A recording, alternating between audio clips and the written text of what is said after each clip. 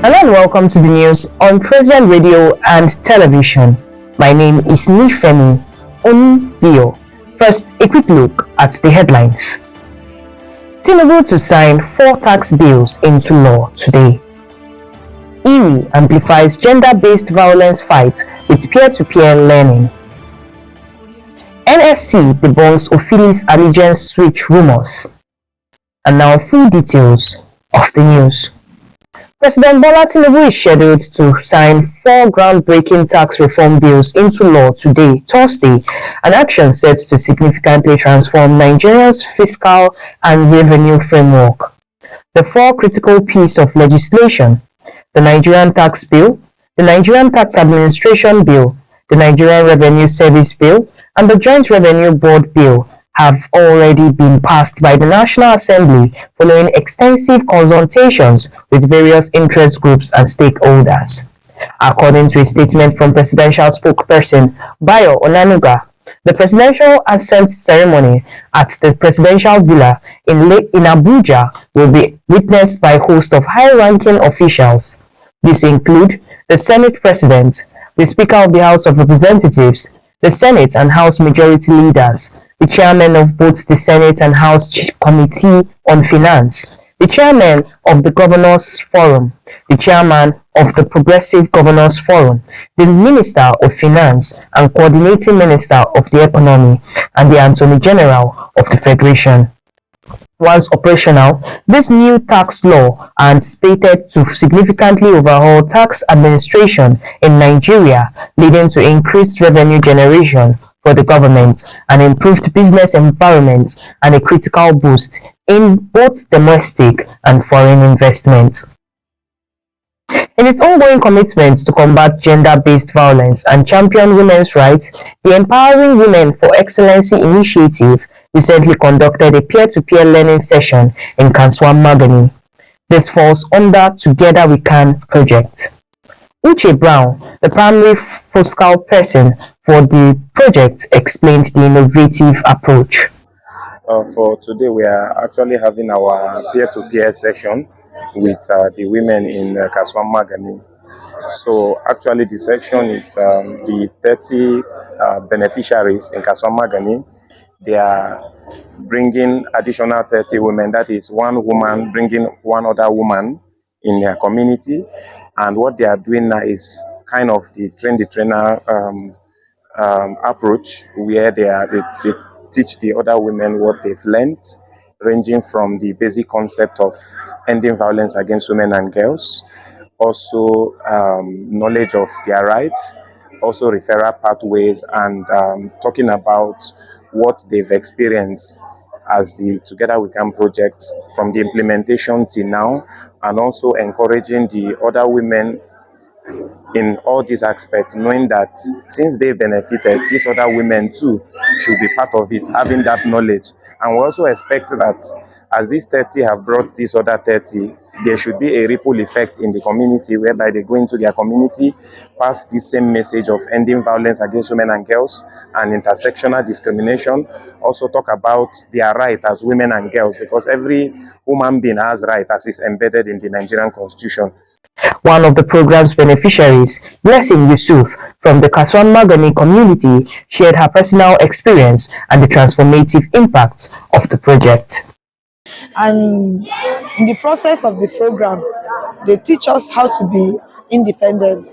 They teach us how to be, they give us business oriented, and we really appreciate them, and it's taking a positive impact in our lives.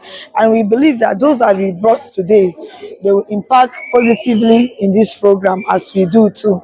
And there was a time that they asked us to invite men in mix of us, because it's not only women that has the problem of domestic violence, even the men. So we invited them, and they give them their orientation too, and they even have a seminar with them. And we believe that there are positive changes, because even in our homes, there are things that when it happens, we don't know how to handle it. But being with this EWEI, together we can now handle some minor cases in our places. Also speaking at the event, Afsat Yusuf, Program Officer for Organizational Development and Partnership at EWEI, gave her own perspective. This is the second year of the project, and then we've been able to train 30 women. We enlighten them on gender-based violence, economic violence, and everything. And then this time around, we want them to also impact this knowledge to 30 other women in the community. And the acceptance so far has been wonderful. We've seen progress from these women. Because these women have gone through several ordeals. Most of them are widows, most of them are homeless and everything like that. So this is why the project is, that's the reason why the project is being taken up.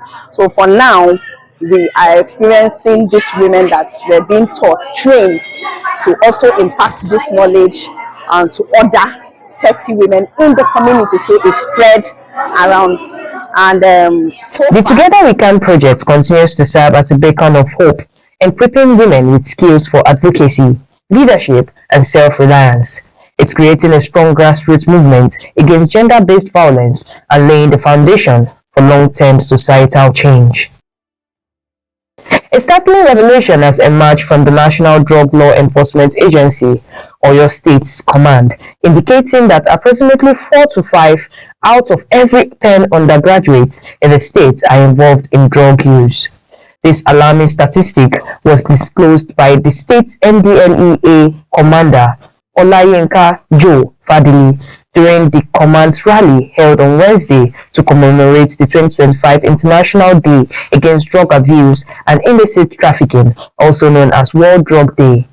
The global observance, marked annually on June 26th, aims to bolster action and cooperation towards achieving a drug-free world. According to Joe Fadili, the menace of drug abuse is becoming increasingly worrisome, with statistics demonstrating a growing exposure of younger demographics to drug use and related offenses. The theme for this year's celebration is "The evidence is clear, invest in prevention, break the cycle."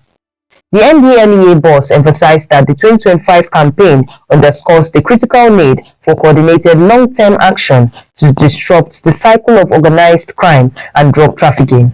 He stressed that this can be achieved by addressing root causes, significantly investing in prevention strategies, and fortifying health, education, and social systems. Among the international scene, a South African court has halted plans to bury former Zambian President Edgar Lungu at a private ceremony just as the funeral was about to commence. The unexpected announcement reached mourners in South African church only after the funeral mass had concluded. This development marks the latest turn in an ongoing dispute between the Zambian government and Lungu's family regarding his burial arrangements. The family had opted for a private ceremony in South Africa rather than a full state funeral in Zambia. The Zambian government had filed an urgent case in the Pretoria High Court seeking to prevent the family planned burial. The court's decision to halt the funeral came after an agreement between the parties, indicating that any burial will now not take place until at least August. This disagreement stems from a long-standing feud between the late Lungu and his successor, President Hakainde Hichilema. Lungu's family stated that he had expressed a wish for President Hichilema not to attend his funeral. And now we dive into the world of sports.